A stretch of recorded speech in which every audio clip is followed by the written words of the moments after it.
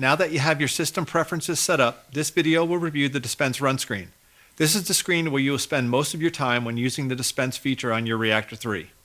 This screen has a lot of information and provides a lot of capabilities. In this video, we will review all the features and information on the Dispense run screen. This is the screen where you will program your sequences and shots. John, can you walk us through the information on the Dispense run screen? Let me first explain the difference between sequences and shots and how to use each. A shot is the amount of material to be dispensed, and a sequence is a way to group shots.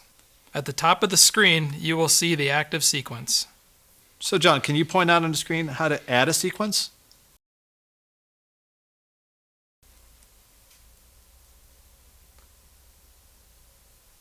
Can you also show us how to select a sequence? And how about editing a sequence?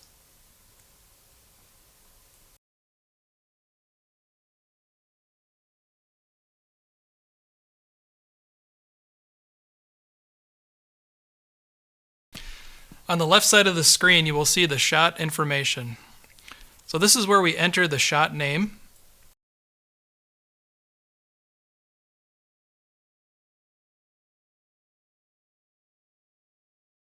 We select if the shot will either be time or volume based.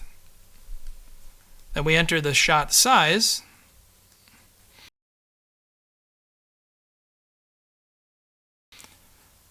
In the center, we have the active shot number. Note, the active shot name will also be highlighted in green. On the right side of the screen, you will see the home screen reference information about your reactor. This includes the A and B pressures and temperatures, hose temperatures, ratio, and cycles. There are a few other useful buttons on the screen. Let me show you those. First, manual mode. This takes the system in and out of dispense mode and allows for normal use of the gun with manual triggering. There's also a shortcut back to the dispense setup screen. The motor power on-off button allows the user to turn the system on and off without having to go back to the home screen. And here's a shortcut to the home screen. Nick, can you share some examples on how customers may choose to set up shots and sequences? Sure, John. The customer has a lot of flexibility to set up their shots and sequences in a way that makes sense for them. They can configure the system in a way that works best for their application.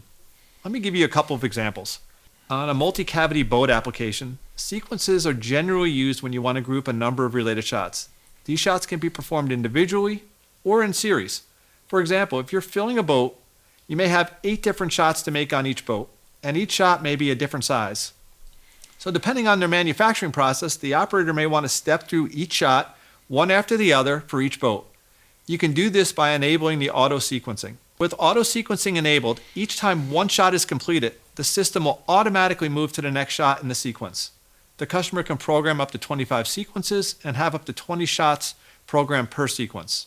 In a second example, for customers with few products that require one shot to fill, they may use sequences and shots in multiple ways based on their preference. There really is no right or wrong way to use shots and sequences. One option would be to load each individual shot under one sequence, have auto sequencing disabled so you can repeat the same shot after each trigger, or a second option could be load each individual product shot to a different sequence.